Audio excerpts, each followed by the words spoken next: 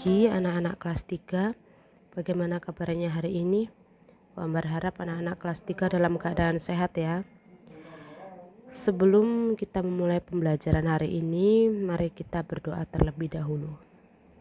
Tuhan Yesus, sebentar kami mau belajar. Tuhan tolong kiranya materi yang disampaikan boleh kami mengerti dengan baik. Terima kasih Tuhan Yesus. Haleluya. Amin. Hari ini kita akan belajar tema 8, subtema 3, pembelajaran yang ketiga dan yang keempat. Silakan anak-anak simak video ini ya. Jaka dan teman-teman pernah bertualang saat mengikuti kegiatan pramuka siaga. Mereka berjalan menyusuri jalan dekat sekolah. Di sepanjang jalan mereka melihat berbagai simbol rambu lalu lintas. Pada pembelajaran sebelumnya, kalian telah mengenal simbol rambu lalu lintas. Saat ini, kalian akan mengenal simbol rambu perintah. Kamu akan menuliskan informasi berdasarkan diagram gambar. Kamu juga akan membuat karya dekoratif. Kita akan belajar tentang simbol perintah dan artinya. Jaka dan teman-teman berjalan di trotoar, didampingi pembina pramuka. Jaka melihat berbagai simbol rambu perintah. Pernahkah kalian melihat simbol rambu perintah? Lalu kira-kira kalian paham tidak arti dari simbol rambu perintah tersebut? Yang pertama, kita belajar tentang perintah belok ke kiri. Ya. Kalau kalian menemui simbol seperti ini, artinya perintah belok ke kiri. Lalu yang kedua, jika kalian menjumpai simbol seperti ini, maka artinya perintah untuk berjalan lurus. Dan yang ketiga, jika kalian menjumpai simbol seperti ini, artinya perintah belok ke kanan. Dan jika kalian menemui simbol seperti ini, maka artinya perintah memilih lurus atau belok ke kiri. Dan jika kalian menemui simbol seperti ini, artinya perintah mengikuti arah yang ditentukan pada bundaran. Dan yang terakhir, jika kalian menemui simbol seperti ini, artinya perintah untuk lalu lintas becak. Nah, pada poin B kita akan belajar menuliskan informasi berdasarkan diagram gambar. Jaka melihat simbol lalu lintas, simbol rambu perintah saat menyusuri jalan. Jaka juga melihat berbagai mobil melintas di jalan. Ada mobil yang berwarna hitam, ada mobil yang berwarna putih, ada juga mobil yang berwarna merah. Banyak mobil yang dilihat Jaka bisa kalian lihat pada diagram di bawah ini. Yang pertama ada warna hitam, warna putih, dan warna merah. Di keterangan kita dapat memperhatikan bahwa satu gambar mobil mewakili 3 buah mobil. Ya, jadi satu gambar mewakili 3 mobil. Artinya warna hitam banyak mobil atau gambarnya ada 3, artinya 3 dikali 3 yaitu 9. Dan yang berwarna putih ada 4 dikali 3 12. Dan yang warna merah ada 2 dikali 3 6. Nah, sudah Bu Ambar jelaskan di depan ya. Nah, ada beberapa informasi yang dapat diperoleh seperti tadi ya, yang sudah dijelaskan bahwa banyak mobil hitam 9, mobil merah 6, dan mobil putih ada 12. Coba anak-anak perhatikan kegiatan mari beraktivitas 2 untuk kalian lebih bisa memahami yang baru saja Bu Ambar jelaskan. Ini ada seorang anak bernama Reno, dia memperhatikan sepeda yang melintas di depan rumahnya selama 30 menit. Pertanyaan pertama, berapa banyak sepeda warna merah? Tapi sebelum mengerjakan ini, anak-anak perlu melihat keterangannya dulu. Keterangannya di sini adalah satu gambar sepeda mewakili dua sepeda. Berarti kalau ditanya berapa banyak sepeda berwarna merah, merahnya ada berapa gambar? 1, 2, 3. Berarti 3 gambar dikali 2 sama dengan 6. Lalu yang warna biru ada 2 gambar. 2 dikali 2, 4. Untuk warna hijau ada 1 gambar, 2 dikali 1, 2. Lalu untuk warna kuning ada 2 gambar. 2 dikali 2, 4 ya.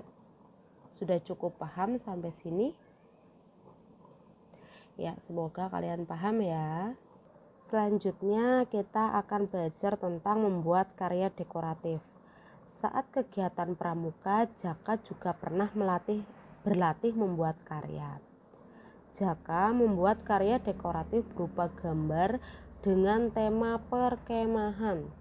Lalu bagaimana cara membuat karya gambar dekoratif perkemahan?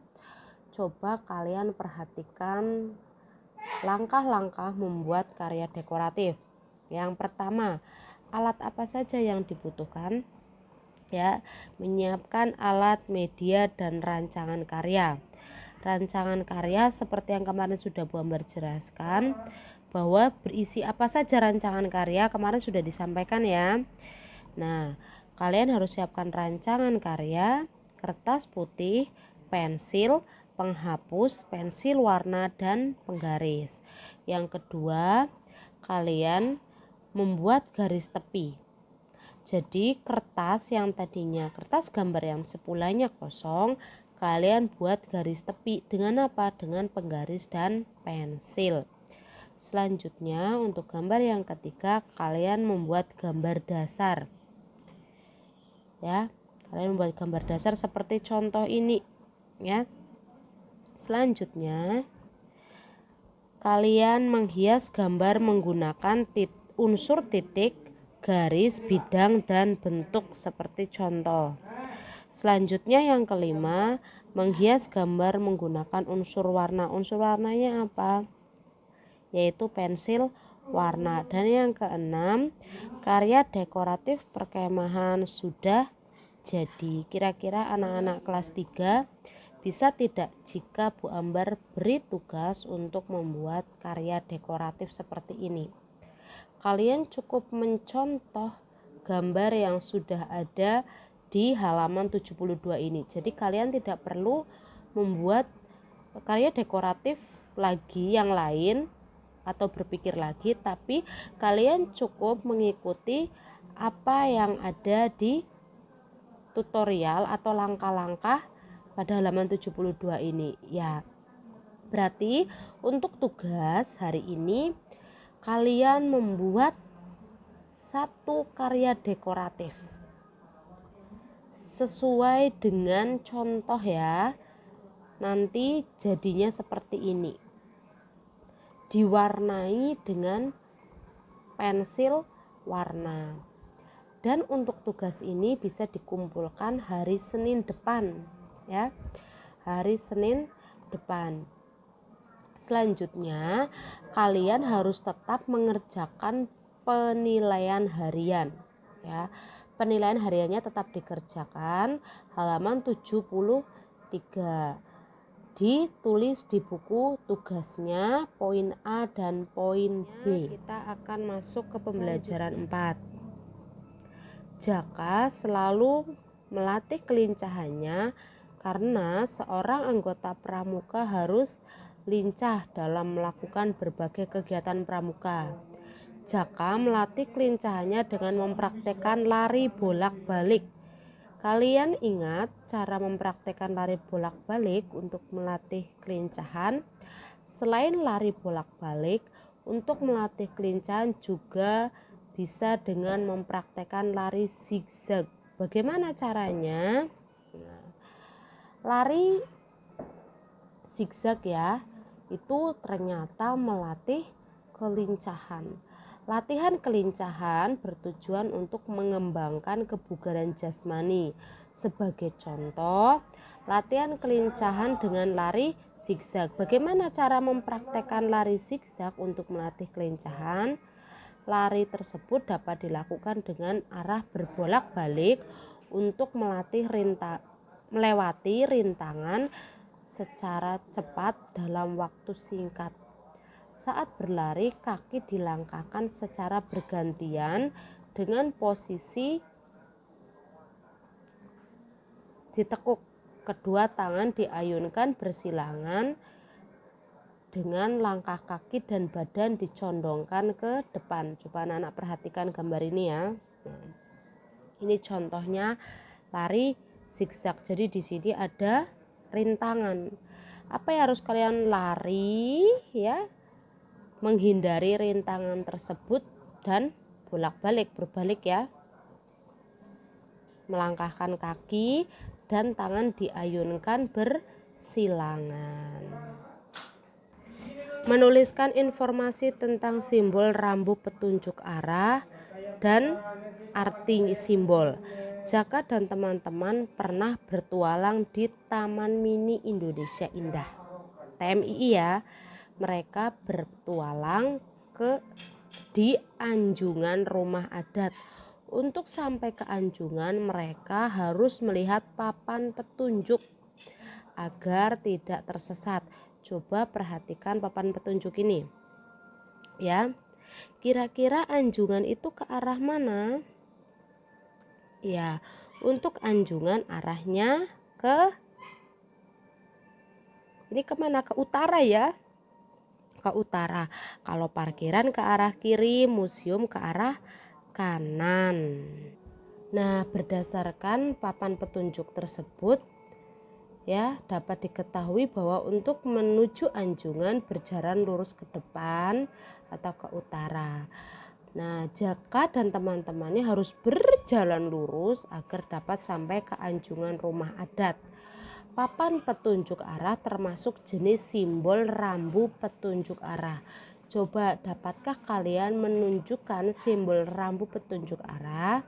Nah, kalau ini simbol apa? Ini petunjuk arah menuju stasiun kereta api Gambir yang berjarak 5 km dari rambu. Lalu untuk yang ini apa?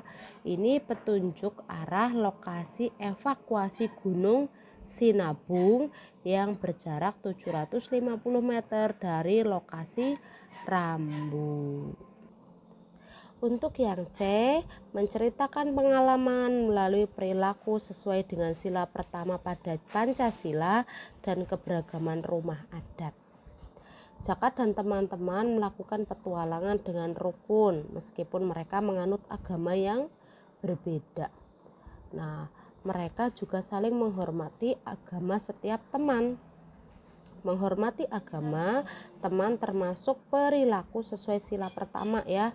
Kalian sudah belajar ya, salah satu contoh pengamalan sila pertama pada Pancasila adalah menghormati agama teman atau orang lain. Nah, di sini kita belajar lagi perilaku sesuai sila pertama, beribadah sesuai agama yang dianut, berdoa sebelum dan sesudah kegiatan, bersikap tenang saat teman sedang beribadah. Jaka sangat senang berada di Anjungan Rumah Adat. Jaka bisa melihat berbagai rumah adat. Setiap daerah di Indonesia memiliki rumah adat yang berbeda. Walaupun berbeda, rumah adat semua rakyat harus rukun dan damai seperti semboyan negara Indonesia, yaitu Bhinneka Tunggal Ika. Lalu apa saja rumah adat yang ada di Indonesia? Nah, kita akan belajar sedikit ya rumah adat yang ada di Indonesia. Yang pertama ada rumah adat Limas. Nah, rumah ini berasal dari daerah Sumatera Selatan. Yang kedua ada Walewangko ya. Ini rumah adat Sulawesi Utara. Lalu untuk Jawa Tengah tempat tinggal kita ada rumah Joglo. Yang keempat ada Lamin. Itu rumah adat daerah Kalimantan Timur. Dan yang kelima ada Masalaki. Itu rumah adat orang daerah Nusa Tenggara Timur. Dan yang terakhir ada Honai, daerah Papua. Ya. Sudah sampai sini anak-anak sudah sedikit paham ya. Ya, jangan lupa tugasnya ya. Tadi Bu Ambar sudah sampaikan 2 tugas ya. Dan untuk yang berikutnya kalian bisa mengerjakan penilaian harian pada halaman 77. Ya, anak-anak kerjakan pada poin A dan B saja. Dan sepertinya untuk pembelajaran 4 ini penilaian hariannya tidak banyak, ABC-nya hanya ada 5 soal dan uraiannya seperti biasa Romawi 2, yang B ini ada 5 soal. Jadi kerjakan dengan baik, sebaik mungkin supaya kalian mendapatkan nilai yang terbaik.